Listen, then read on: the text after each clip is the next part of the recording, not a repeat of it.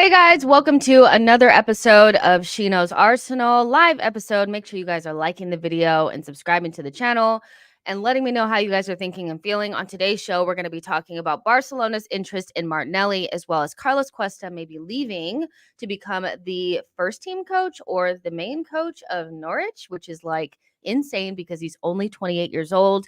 And of course, we're going to touch on the Mbappe news. I don't know what you guys want me to tell you. I know some of you guys are like I know I said before that like we should dream big and like not always just like shoo away ideas of Arsenal bringing in superstars, but we're not getting Mbappe. We're not getting Mbappe. We're not getting Mbappe, but more importantly, if okay, so here's my thoughts. Here's my thoughts on this, the whole Mbappe thing. We may not get Mbappe, and that's fine because we'd have to mortgage everything in order to bring him in. His wages, everything would be astronomical. We'd surely have to sell players. It would just be a mess, right? To bring him in. But there's going to be a little bit of a merry-go-round because PSG will need to replace him, which is probably a decent option for them, which would be Osimhen, to be honest. So maybe Osimhen goes there. I don't know, but they need to replace him, right? Because they're not just going to stick around with Kolo Muani and that Ramos guy because they're both dead, right? So Mbappe leaves and goes to Real Madrid, and then maybe Real Madrid need to get rid of a player or two in order to make room for wages and all that type of stuff, right? Let's be front of the queue for whatever leftovers they have there. Because I'm beyond Carvajal and Danny Ceballos, because been there, done that. The other guy, I forget what his name is, and Nacho, I'm taking whatever leftovers they got. Leftovers are a good meal sometimes, okay? Whoever they don't want, I'm taking because they're not there's no way that they can keep absolutely every one of those players. That is greed, okay? They're going to get Alphonso Davies as well. So there has to be some players that they're like, "Listen, we need to make room for Mbappe's wages. So you might need to leave." And we should be front of the line for that because in my opinion, Real Madrid's leftovers are much tastier than like Man City leftovers, if you know what I mean. Ozil and Odegaard, for me, much tastier than Zinchenko and Jesus. It's just like another level of leftover. It's just more tasty. It's like Thanksgiving leftovers. And so there will be fallout, in my opinion. And we need to be front of the line for whoever they're going to sell, whether it's Valverde or Tchouameni. I don't think it'll be Tchouameni, but Tchouameni, Camavinga, whoever the fuck. We need that. I need that. Okay. So that's what I would be thinking. That's what I'd be focusing my attention on because we're not getting Mbappe, which is fine. I think we need a superstar, but that doesn't mean you can only get Mbappe to have a superstar, right? But I'm definitely looking at, okay, so who's not gonna make it at Real Madrid so we can go get it? Because shit. The Real Madrid players do well at Arsenal, in my opinion. So Seth says, I tell you what, Barcelona, give us De Jong and you can have Jesus. We're going to talk about Barcelona's interest in Martinelli in just a sec. Dr. Ken says, it's a good sign for Arsenal that big players are now contemplating a move to Arsenal. Agreed.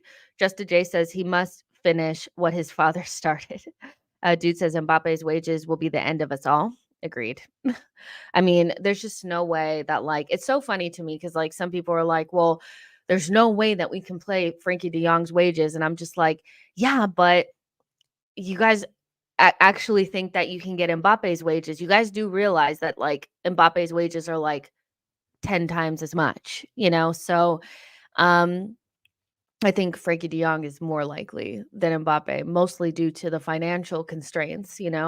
So there's just realities financially of like what you can do. And so I know some people are like, of course we have money. The Cronkies are rich. I'm like, it just doesn't fucking work like that. I think if it worked like that, it would just like basically if it worked like that, then that means that, you know, Manchester City would not ever need to like think about financial fair play or anything like that. And they do. They have like everybody has to work within a certain level of, rules, So yeah, the Cronkies may be rich, but that doesn't mean that they can facilitate, the Mbappe transfer and those wages make sense, if that makes sense. So it's just not that easy. Um Michael says Mbappe coming to Arsenal will disorganize the Arteta project. Remember Aubameyang saga? Fair enough. Brian, thank you so much for your super chat. Brian says Saka always leads Arsenal in GA, but I always hear he's out of form and not world class. Is there something that I'm missing? Brian, you're not missing anything. He plays for Arsenal, and as long as he plays for Arsenal, everything that he does will be downplayed. Saka has 100 goal involvements in just over 200 games for Arsenal. And Foden is having his best ever season, and Saka is having a slow season, and Saka still has more GA. So it's just about him playing for Arsenal. I don't know how to make it any more simple than that. If he played for Chelsea, if he played for Man City, if he played for anybody else, everybody would be up his ass. Like it's just that simple to me. So that's all you're missing. That's it. So but at the end of the day, as long as Saka doesn't care and he's still, thriving, it doesn't matter. We all know Saka's quality, whether you actually think that he's world class or not. I know some Arsenal fans that don't think he is, but absolutely adore him and think he's a fantastic player. We all know what his worth is to Arsenal, and there's really no way to downplay it if you're just thinking about it from the simple fact of like, look at what he's done over the last 4 years at Arsenal. It's just something that you don't see very often. So we know he's special. It is what it is. I'm not losing any sleep over, whatever random Chelsea fan or Man United fan thinks about Saka. Like they have Anthony as their winger. They have Mudryk as their winger. So of course they're gonna like talk shit. They don't have a player that can even lace Saka's boots on their team. So it's just whatever, you know? Let's see. Um, O'Hare says, I take Rodrigo. Uh, Rodrigo's not going to be of course I'd take Rodrigo. I'd take Vinny Jr., but we're talking about the players that we have to be realistic. Like the player, like the players that are the leftover players are going to be the ones that don't play that often, or don't play as much. So they're not going to let go of Rodrigo or Vinny. You know, it's going to be more the players that don't play. I'm looking right at Camavinga here. That is the player that I'm really looking at. I'm like, you don't get that much playing time. They never really let you play in midfield now. He might start getting more playing time now that Modric is going to leave and all that kind of stuff. But I still feel like, with Chouameni being the starting DM, with, Bellingham probably being moved back to the number 10 position, with, Valverde being there. And, that he probably will still be one of the less used, but that's just me, it just depends. Like, would you rather like start in Arsenal's midfield, or would you rather start at left back or be a rotational left back for Real Madrid?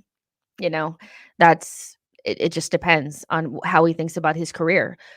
Playing for Real Madrid is everybody's dream as a child, so if you get there, you're not going to want to let it go.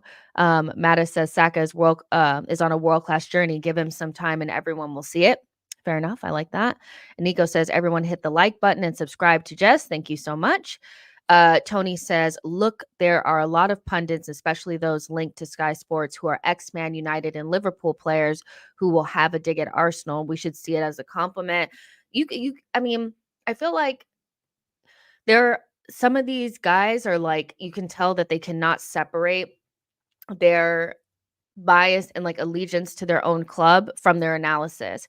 It's why like the likes of like Neville and Rio Ferdinand and these guys consistently talk about Man United in a way that's not really like based on the reality of Man United now.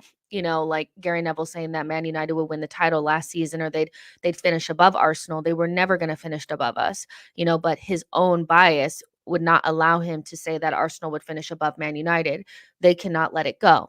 They cannot be unbiased, So, yeah, if you spent your career feuding against Arsenal, you're always going to have a little bit of that, fire in your belly and that, bias against Arsenal too. So, I can understand it. I just feel like sometimes we don't have to take them as serious. Like, I don't really take Rio Ferdinand or Gary Neville very seriously when they have to talk about Arsenal and or Man United. I don't think they can speak about it from a fresh view. I think Gary Neville can talk about everybody else very clearly, but not Arsenal and not Man United for obvious reasons. Nico says, in my opinion, Camavinga is Madrid's best midfield besides Jude from the Young Bucks. Justa J says Rio was getting spun on his own podcast by Zinchenko. Who cares what he thinks? I mean, I don't think it matters that much what they think. They're never going to give us any sort of credit or anything. And really, until we win trophies, they're always going to have the ability to downplay what we're doing. And I still feel like even when we win trophies, they'll still try to downplay it in some way. So, we have to kind of let that go as well. John P says, hypothetical, given the choice of Frankie de Jong or Camavinga. Woo! Frankie de Jong. Frankie de Jong. I just think he's just perfect for us. So, yeah, but I would definitely take Camavinga. Don't get it twisted. Don't get it twisted. They both do very similar things. I think Camavinga would be better at slotting into like left back and letting somebody bomb forward or whatever like that. You know, but Frankie de Jong definitely would be the guy for me. I don't think we'll get him. I think Arsenal are very hell bent on the Zubamendi thing. So we'll see how that all goes. Damon says, I like Arda Güler, Camavinga, and Valverde. Go get them, Arsenal. I would take any one of those players off of them. I would. C. Walder says, the more bait from rivals, the better winning feels. Turn it up. Dane says, what about Ceballos? He's 27. I feel like I said not him because we've been there and done that. Ceballos, I actually didn't hate him as much as everybody else did. But yeah, that second loan was not good. Mr. Happy says Camavinga is brilliant, but struggles in tight areas in one-touch passing. Is Camavinga the type of player that's one of those like not an all like I feel like what Arsenal need is the player that's gonna complete the midfield with Odegaard and Rice. Maybe that's not what Arteta's looking for, but if I was the coach or if I was doing the recruitment at Arsenal, I'd be looking for the player that's gonna play with those two players 90% of the time. We can have somebody else on the bench that does something different, a very specific role, but maybe Camavinga is the type of player that you have to do the specific role. He's never going to be an out and out starter because maybe his game is too limited. Now, you guys will let me know whether or not I'm barking up the wrong tree here. Maybe you don't feel like he's limited, but you know, if he doesn't score goals, he's not like a fantastic passer, but he's a good ball winner and a good like carrier of the ball. That's a very limited job that could complete a midfield, but maybe is not something that you want 90% of the time. You want him to be an option available to you.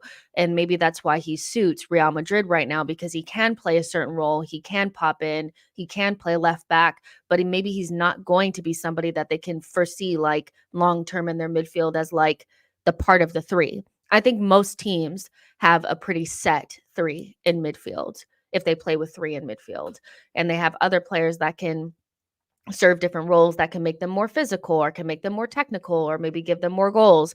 But you have like that main group. You guys will let me know what you think about that. When I say somebody's limited, I don't mean that they're shit. I mean that they're not as well-rounded as other players, you know? So yeah, dude says Frankie over everyone. Unknown one says Mbappe wants Arsenal. I take that with a grain of salt, but I hear you. Mr. Happy says, Nico, your ball knowledge is zero. Stop waffling. You guys are talking to each other. Samuel says Ceballos is pants. Betis is about his level. Let's see. Just J says Ceballos was a curse in the Europa League. That second loan was not good. C. Walder says, I'll never forget the rabid ways Ceballos used to celebrate our goals, if nothing else. John P. said Mbappe wants Arsenal. Mbappe also wants 1 million a week and keep his own image rights. No thanks. Mr. Happy says literally all Real Madrid fans complain about is his touch decision making in tight areas. But Nico knows better. You guys are talking to each other. Tony says, why did Arsenal sign Austin Trusty? He was soon shipped out with Matt Turner. Was it to sell some shirts in America? I feel like maybe people weren't that aware of what the plan was with Austin Trusty. I saw some people put him on there, when they were mad at Arteta and we were losing games in Arteta's failed transfer list.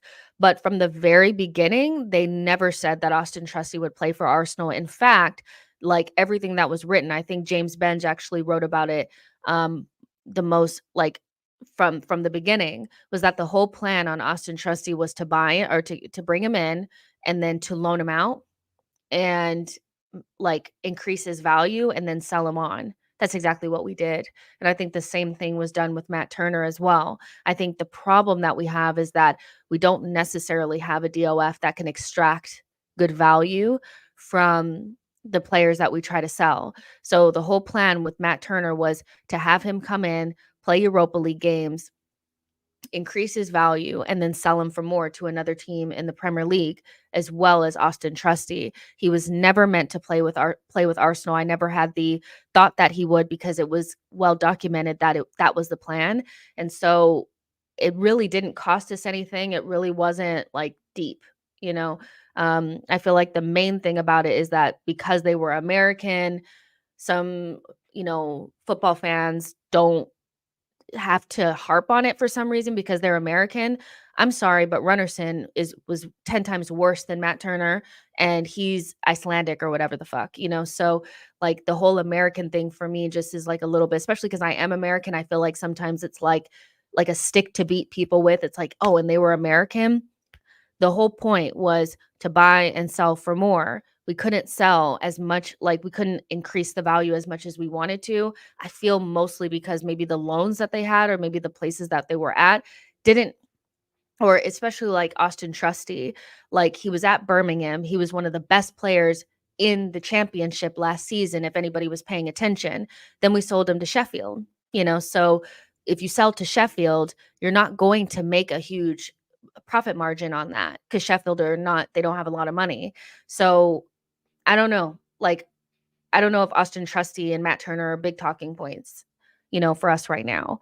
But yeah, that's just me. It kind of feels like who cares? Like it doesn't mean anything. John P says Mbappe wants Arsenal. Oh no, I already read that one. CE says Camavinga plays a lot of games and he is very versatile. Believe me, he is going nowhere. Boy says we'll end up getting Valverde from Madrid if we get anyone from them, and I would take him. Mattis says always surprised to see Ceballos in the Madrid squad. Was our sample of him bad? I ain't taking him back. Honestly, don't see his value. I do remember one great nutmeg though. I mean, he's like that other guy.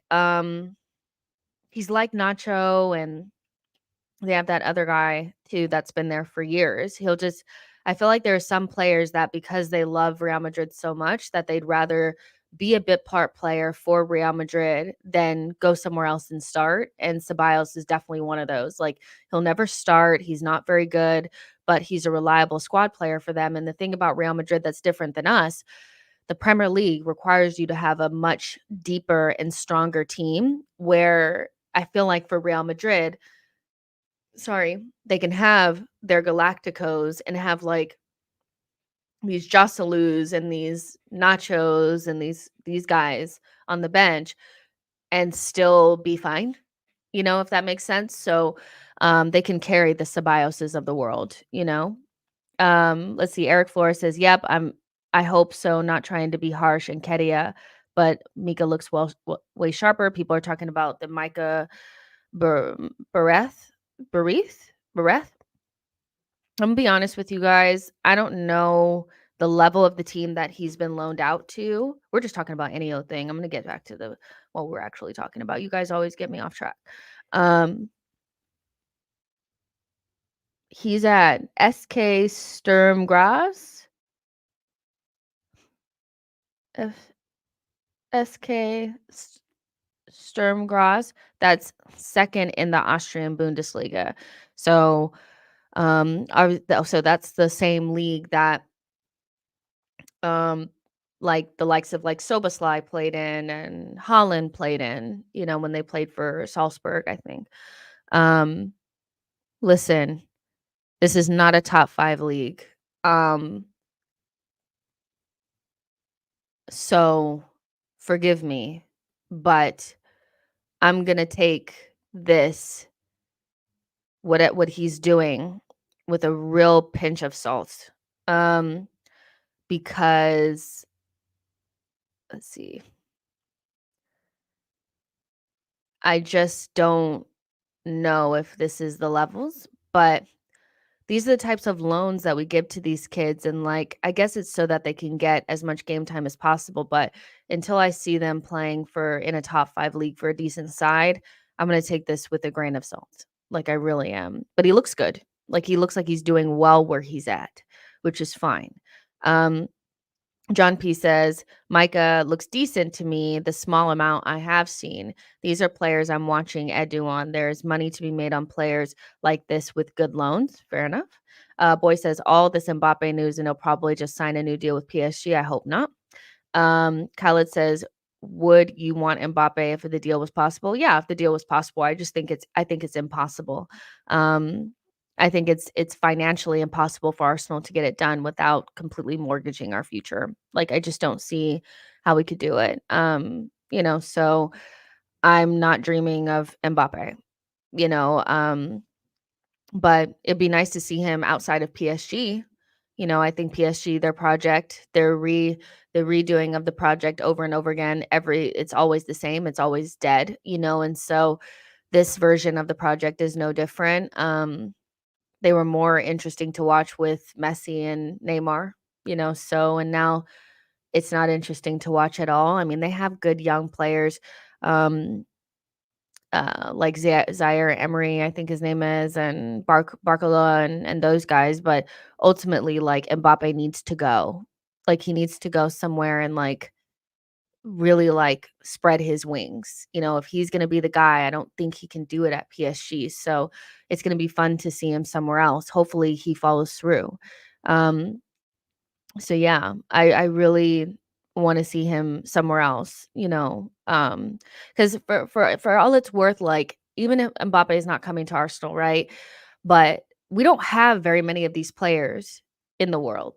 We don't. Now that Ronaldo and Messi are no longer playing in the top 5 league, there aren't a lot of these special players around, so you want them playing for the top teams, fighting for top honors, because unfortunately, like, as good as Holland is, he's just not a Messi, Ronaldo, Neymar, Mbappe. He's just not, so as a football fan, Mbappe is special because it's like, okay, this is what we have left, of a dying breed. Everybody else is like a little robot. We know how they're breeding players now. They're breeding them to be in systems and, things like that. And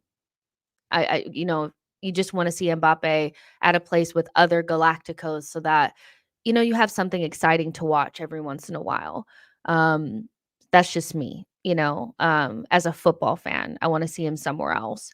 Um, Nico says, Jess, did you see the news that Hato signed a new deal with no release clause?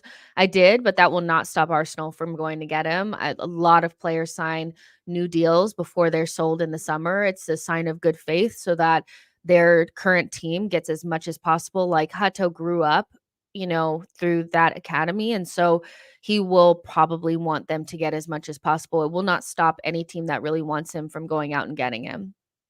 So I don't anticipate that being if Arsenal really want Hato, they'll still go get him. But, again, a lot of players sign new deals before they're sold. So it doesn't really mean anything. Especially not with a player that I think Ajax is a selling club anyway, so that's not going to stop them from accepting a 30 million pound bid in the summer. It's just gonna prevent them from having to accept much lower than what he's probably worth to them. So, yeah, I'm not that worried about it. But you guys, let's get into what we're actually meant to talk about. There's 110 of you guys in here. So make sure you smash the likes and get in the comments to letting me know what you guys are thinking. Barcelona are keeping an eye on Martinelli. And I was just recording a most recent episode of Friday Vibes with Harry for the Patreon pod, but we did kind of touch on this, the Martinelli conversation. Where does he stand in terms of, Arsenal players? Are they untouchable? We have players in our heads that are like, by no, like, there is nothing that you could offer me that would make me sell blank, you know? If you're playing hypothetical or imaginary director of football, mind you, none of us are the director of football, so we don't actually know what the club is thinking and who's on their untouchable list. But, as fans, we have our untouchable list. That's what fans do. And I did one over the summer, a tier list of like untouchable, not looking to sell, definitely sell, would sell at the right price, blah, blah, blah. Martinelli is an interesting one because okay, so there's two parts to this. How I feel like the club think about him. I think obviously the club rate him, but the fact that Arsenal were willing to go out there and buy Mudryk, and had Chelsea not come in, Mudryk would be an Arsenal player for a very big fee. I think that speaks volumes to how Arsenal view that position. That it's not just Martinelli's positions, it's a position that can either be upgraded upon or a position that could have a different profile or competition. I don't know which one exactly it is. I'm not saying that they're trying to push Martinelli out, but you know, I do feel like Martinelli is somebody that maybe they feel like they could upgrade upon or provide competition for that position. Um, so there's that. Now, my personal feeling on Martinelli is that I think that he is like one of those types of players that could definitely be world class if he were able to put together, you know, 24 months of very consistent play like he did last season, but he's fallen off quite a bit this season. And so it's hard to see like the shouts of him being world class or being able to reach that now feel a little bit more far away, just because he hasn't had the greatest of seasons. So it's more recency bias than anything. But Martinelli is a fantastic player that's definitely should be a part of our like short to medium plans for sure. Like you're not going to find very many players that are better than Martinelli, and I still don't think we've even reached like really his true talent level. I still feel like there's more to be unlocked. Will it be unlocked at Arsenal? I don't know. Our style of play, the way that we play, the low blocks that we come up against, I'm not sure if Martinelli has the profile to unlock those. I feel like as long as teams play like this against us, it's going to be more difficult for him because he's kind of like a straight line runner. He's a pacey forward that wants to get in behind. And so he's going to do really well for us in the Champions League or against, teams that open up. So in big games or against like when players have, tired legs. But is he going to be an all-weather player for us? I don't know. That's my general feeling on Martinelli. Would I be looking to sell him this summer? No. Do I think Barcelona have the finances to even start to talk to us about Martinelli? No. But there is a fee that I like that would make me think about it for sure. I think that we could find there are other players out there that you could bring in that could do a good job there. But m- it would be hard without a lot of money. Let me just put it that way. Like you're not going to be able to go get somebody for 10, 15, 20 million and they can replace Martinelli. But there is a certain bracket of left winger that I feel like you could look at that would cost a big fee, that could do a job for us. So that's kind of how I feel about, Martinelli. Right now. Now, Martinelli being watched by Barcelona, I've always felt that if there was a player that did leave out of the, younger crop, it would be Martinelli. He's not a hail ender. He'll definitely consistently be linked to Barcelona, Real Madrid, these types of teams, PSG. He'll always be linked to those types of teams because he's not a hail ender. So, I'm not naive enough to think that he's just going to be here forever because he came here when he was 18. So those are my feelings on Martinelli. Um, he's a fantastic player. I feel like when you say that a player is not untouchable, what people hear is you don't rate him. I do rate Martinelli. I think he struggled this season. I think the reasons why he struggled are quite obvious, but are those gonna go away? I don't know. Maybe a different left center mid would help, but if the low blocks don't go away, I don't know where he's gonna find the space to do what he does best. So we'll see. I'm excited to see what he does in the Champions League because I think that's where he's really gonna shine for us. Teams tend to come out a little bit more, and so that opens up the opportunity for him to do what he does best. But yeah, I feel like Martinelli is one of those players where he's not quite in the untouchables for me, but I wouldn't be looking to sell him anytime soon. Mr. Happy says, I would like to see Martinelli centrally. Foxy says Martinelli, like most players, would go Barca, but at some point, Barca need to be banned from signing players with dodgy business that's been going on for time. They always find ways around it. I agree with that. I feel like how could they even offer us the money? Like I just don't even see like how they would make that happen. But they'll always find a way to be able to buy players because the rules are bent for them. Like I don't Barcelona, there's always something going on. So I agree with you. I definitely agree with you. He'll always be linked to the like teams like this, but can they financially buy him? I don't know. I don't. John P says hard to find a left winger that does as much off the ball running though. I like that point, John. I really do because one of the things that we love about Martinelli is that he works incredibly hard. Him and Saka work harder than anybody else out on those wings. And when you watch players that people tend to get super excited about, the likes of Leao, like guys like that, he doesn't work hard off the ball. I just don't see how he fits into our off the ball, thing. Arteta loves players that are good off of the ball. And I know that that's not, you know, what people wanna hear, but that's just who we are, and it's a part of why we've been so good this season, so I don't think Arteta is gonna abandon it for a player that may just be 5% better going forward, that's, like, 100% worse off the ball, So I don't see a Leao. I can see why Pedro Neto and Nico Williams are being looked at. I'm not sure about Nico Williams off the ball, but I'm sure Pedro Neto would do the off the ball shit if he was asked. He just seems like somebody that if Arteta says you need to track runners, you'll track runners. Like I think he would do it. Not sure about Nico Williams, but it is important for Arsenal players to be good off of the ball. So that definitely has to come into play. We don't want a Rashford, do we? Dude says, if we get Nico Williams or Neto, do you think Martinelli leaving is more likely? I do think it makes it more likely when you have players that could take your spot and and or do take your spot.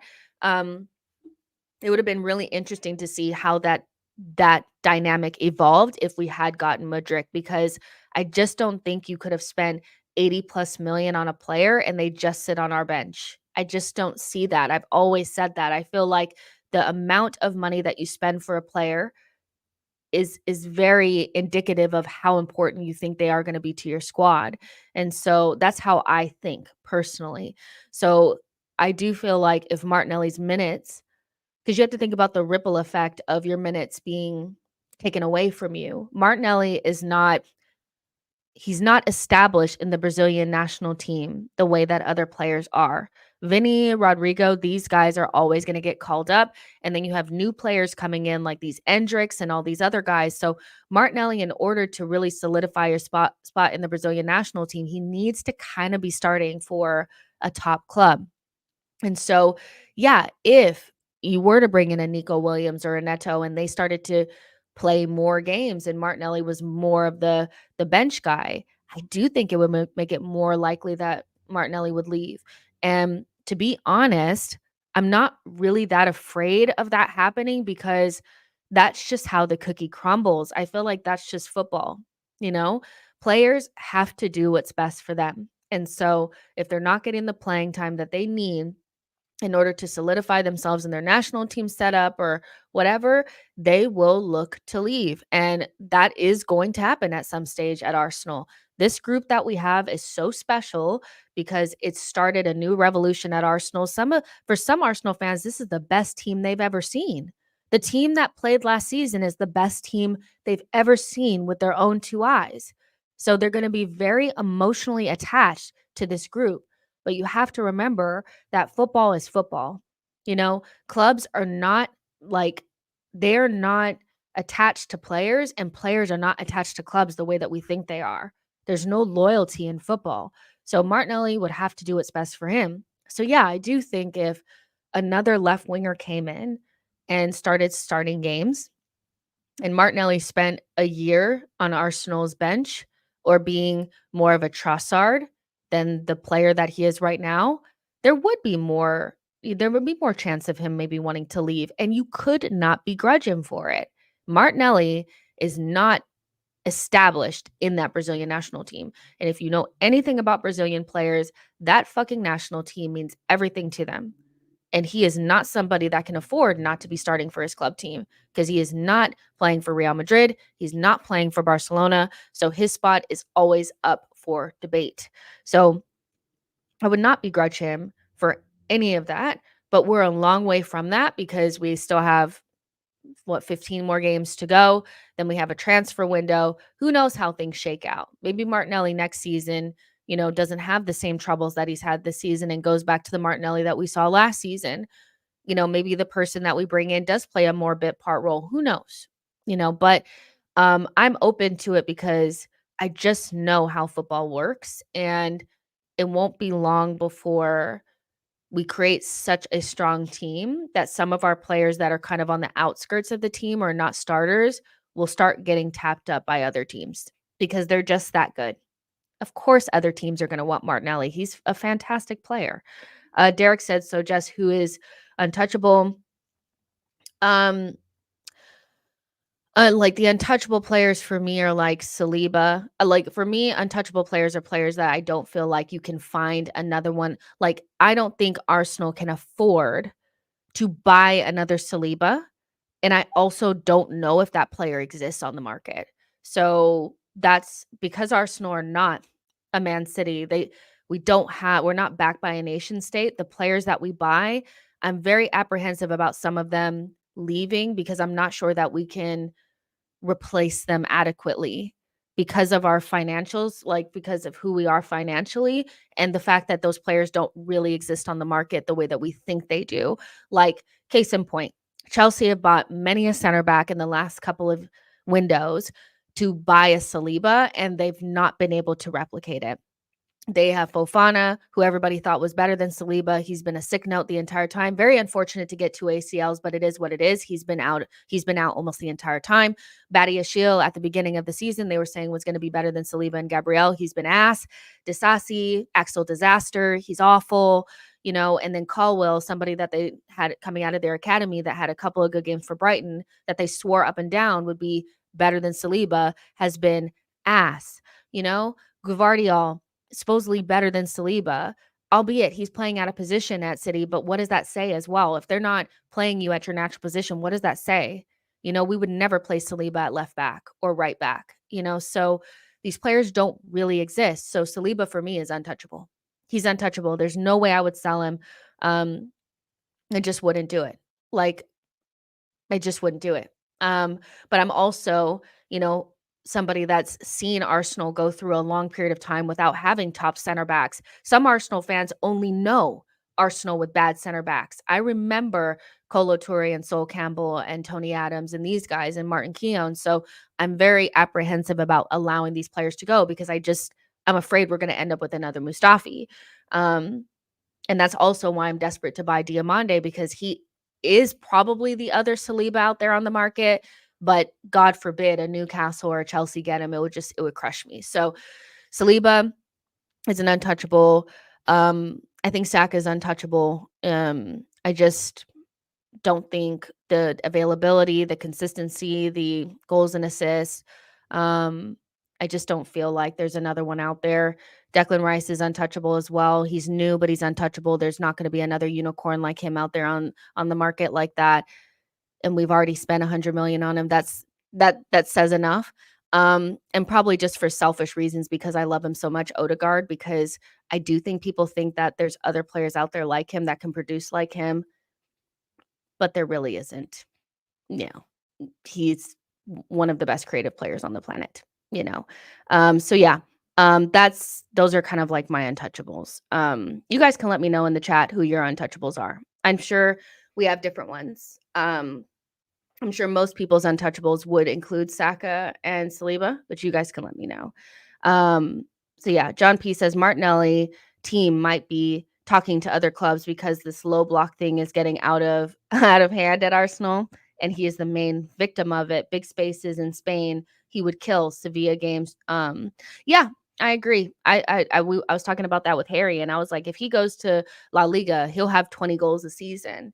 Like it would just be so easy for him. So like I'm not saying that I don't rate Martinelli, but the longer that these teams do this low block shit, it's going to be so hard for him unless something changes, and I'm just not sure that it will.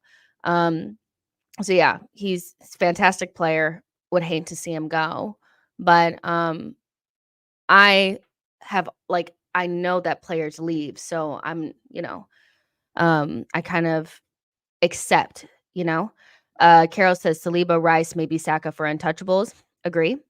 Boy says Saliba, Rice, Magalhaes, Odegaard, Saka are probably the only untouchables right now. Mata says, damn, y'all remember Sebastian Squillaci. We are currently CB blessed. We are. That's why I'm like, please, for the love of God, you cannot let Saliba go. I know that there is a very highly, like it's very high, like likely that Real Madrid will knock on our door one day for Saliba because he just is. When we talk about center backs that can play for Galactico Real Madrid team in the next couple of years, he'll be that. So I'm very desperate to win something with Saliba before they knock on our door because when they do, he's gone. Like he's gone. He's gone. So we got to win something with him while we can, and then you can sell him, but he's untouchable for me for the next 2-3 seasons for sure.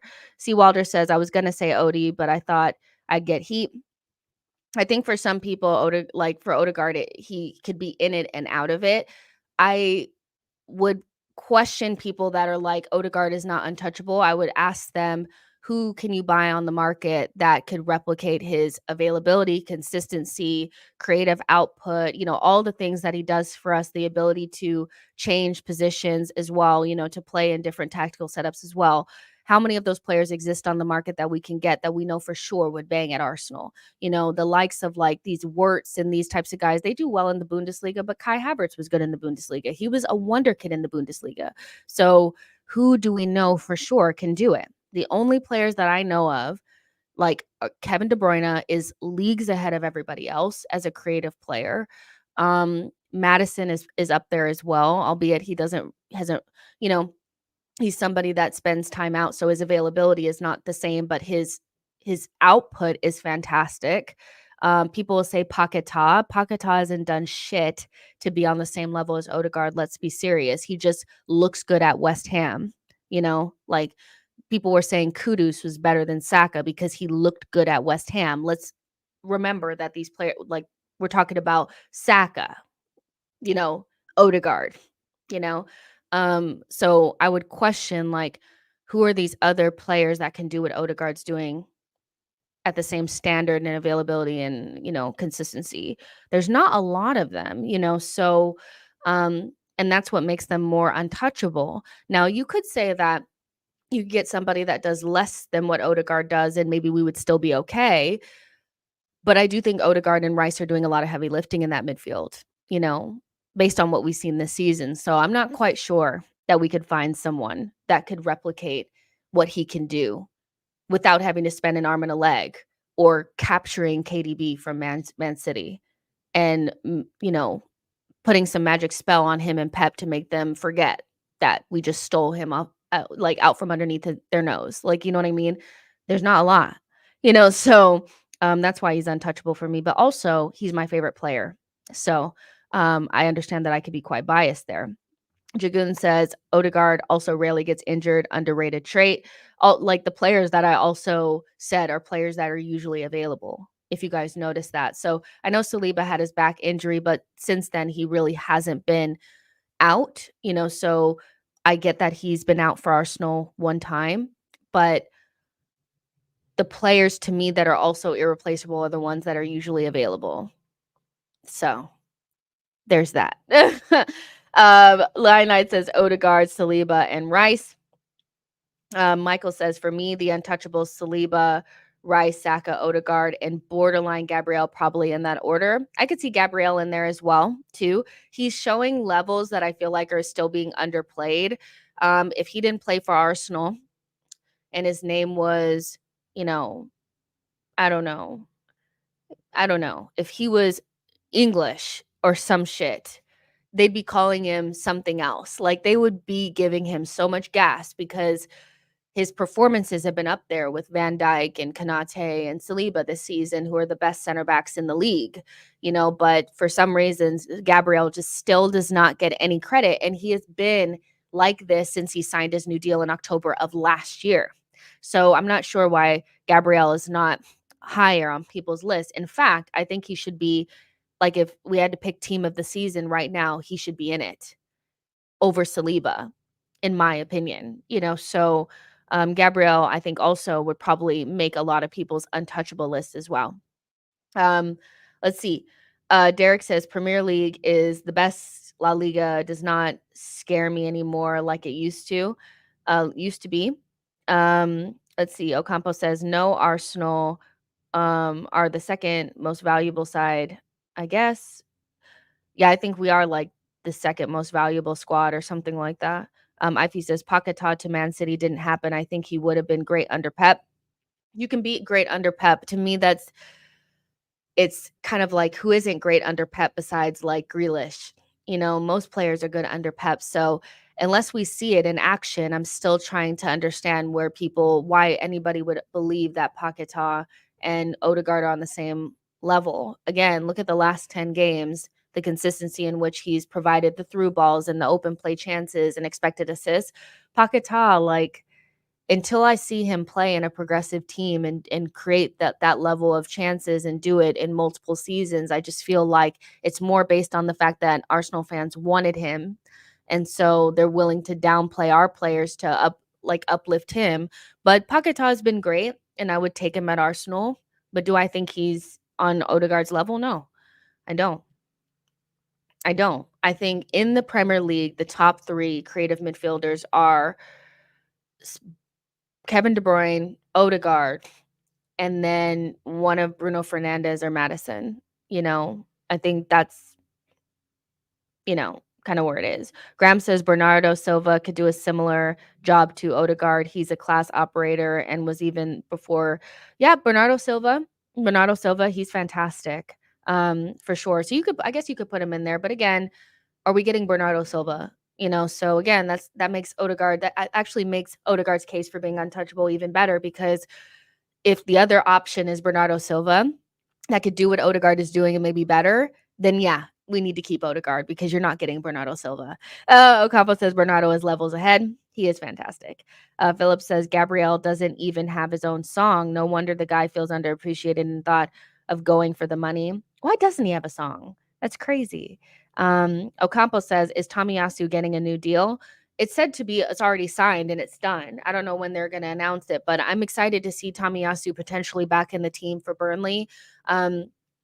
I think he's a massive boost for us, especially ahead of the Porto game, which if I have to choose my starting 11 for Porto, he's in it.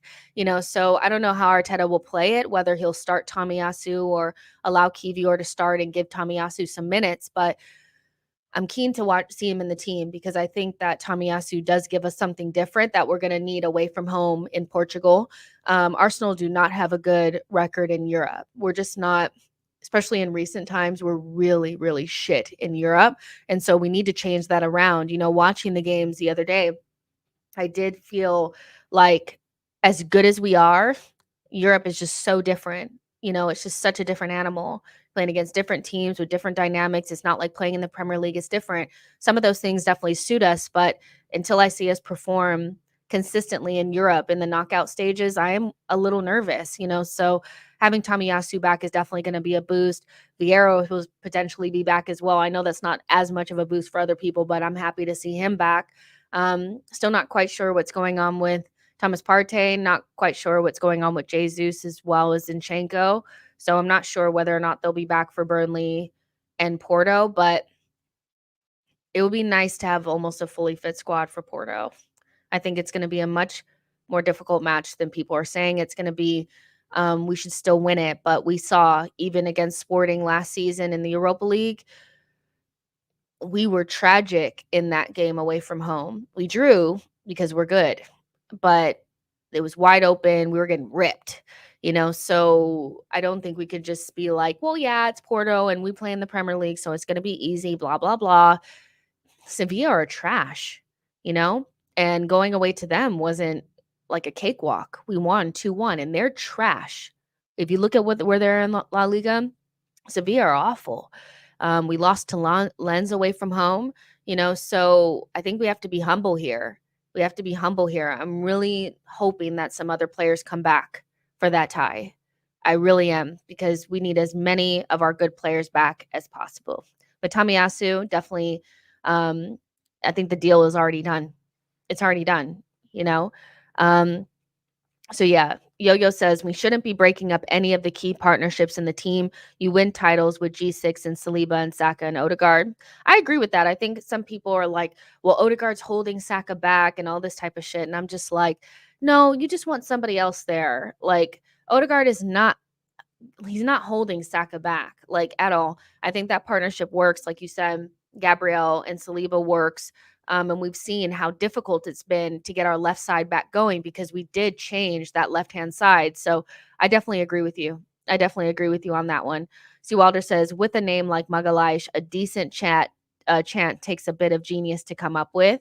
Yo-Yo says, "Arteta's shift to caution suits two-legged ties, in my opinion."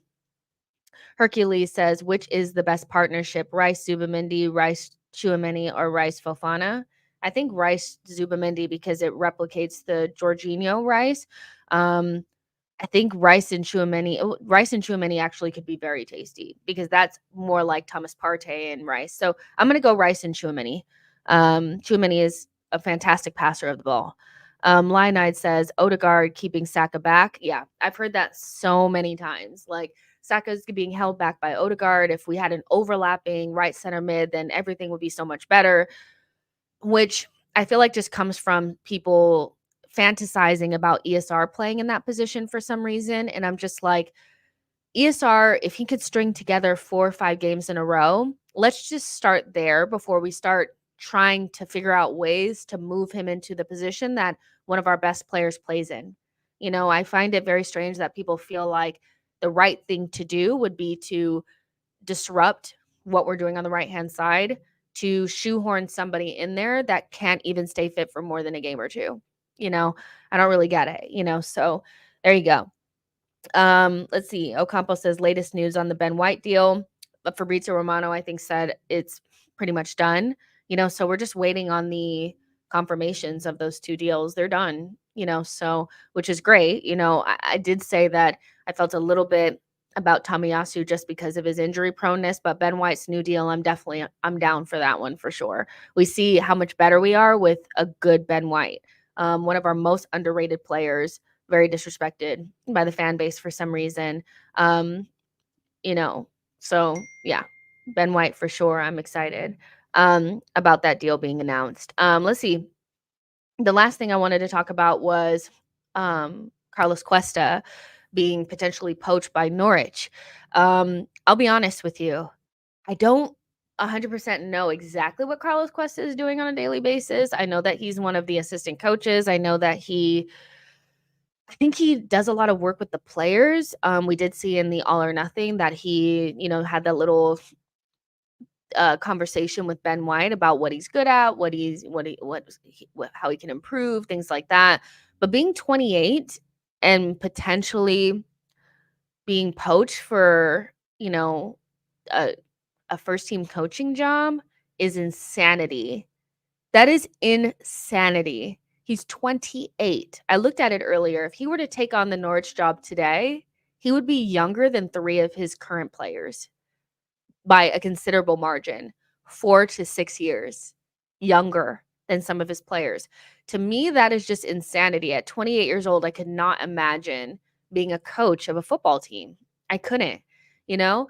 And I would imagine that that's what he wants to do. That's the pivot that he was going into, I'm sure. Like, he started coaching at a very young age, like under 17s and stuff like that. So I'm sure the main like end goal is for him to become a coach, like for real. But I don't know exactly what he does, but I feel like losing him would be a little bit sad just because, like, since he's been here, we have seen an improvement. I feel like everybody is pulling their weight with that. So I don't want him to go. I don't want him to go, but I understand it's hard to keep people from their dreams. And, we've even seen with Arteta that being linked with the Arsenal job, he couldn't wait even though he had, like, no experience. So and coaches are getting younger and younger. The dinosaurs are definitely being picked off, the likes of Moyes and Roy Hodgson, they're done out here, So I think the new thing is to bring in young, innovative managers and hoping that these projects flourish. Now, sometimes it works, sometimes it doesn't.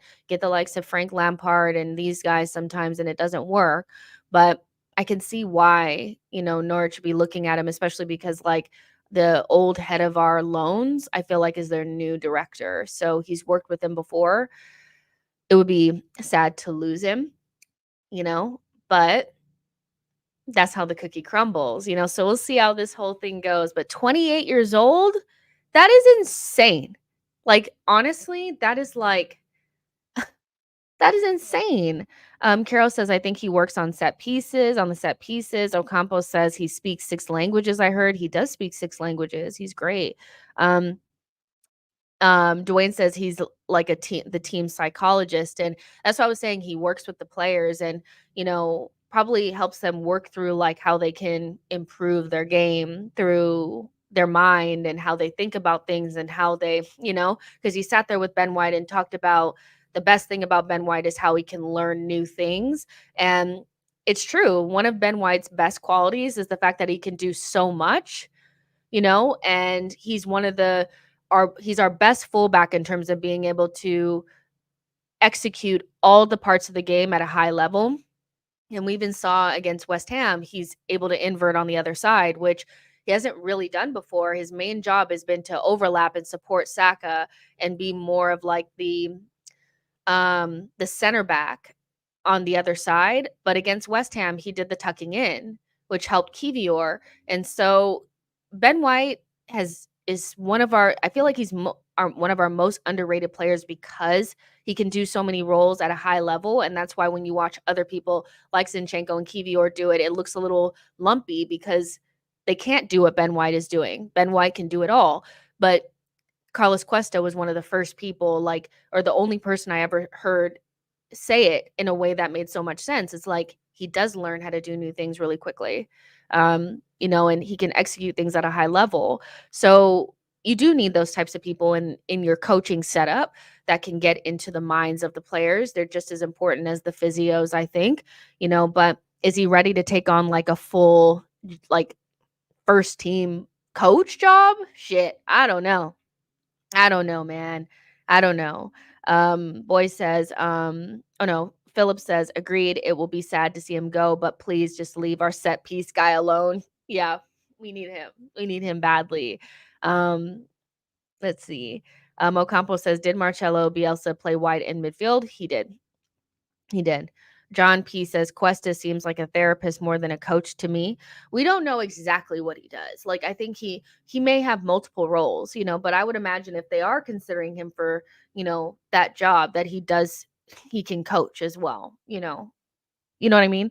Nuances says, I know people like to hype England, but the quality of the French squad was on another level, nowhere near the English squad. That's a really interesting take. Um I feel like The English squad is a lot closer to the French squad than it seems, but because Southgate is there, he limits how much they can do. But I still think the French squad is better.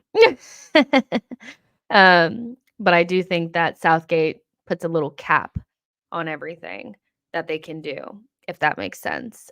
He limits them. He's done a good job, but he definitely limits them. But I can't really say much. I mean, our coach is Greg Berghalter, and he's awful, so I don't know what to tell you. But, yeah, I've really enjoyed the show. There's been 100 of you guys in here consistently, which is amazing. Make sure you guys like the video, subscribe to the channel on your way out. No live stream tomorrow. There will be a Friday Vibes on Patreon for people that are a part of the Cannon Club. You guys can join at patreon.com/the Cannon Club to be a part of the community and all that kind of stuff. You get the extra show on Friday, and you get ad free of our main podcast on Mondays. So you guys can join if you guys want to have more content. But the next time you guys will see me is post match after Burnley for the player ratings. And I've gotten my camera and stuff working, so you guys don't have to worry about me being on my phone and all that kind of stuff. But I've super enjoyed talking to you guys. Ocampo's like, what is your prediction for Burnley? I predict we'll win. The thing is, I don't love previews, you guys, because it's kind of like grasping at straws to figure out what to talk about, because we talk about the stats and all that kind of stuff, and then we do our predicted lineup, and then the lineup comes out and it's always what we like what we expect it to be. So I don't love previews that much, so I prefer to just like chit chat with you guys instead, and then all like the juicy stuff is for the post match, But my prediction is 3-0 Arsenal. So another clean sheet, another couple of goals, Trossard, Saka, and Martinelli on the score sheet. That is my prediction. So yeah, but I love you guys so much. Make sure you guys smash the likes and get in the comments after, and I'll talk to you guys in the next one. Bye, guys.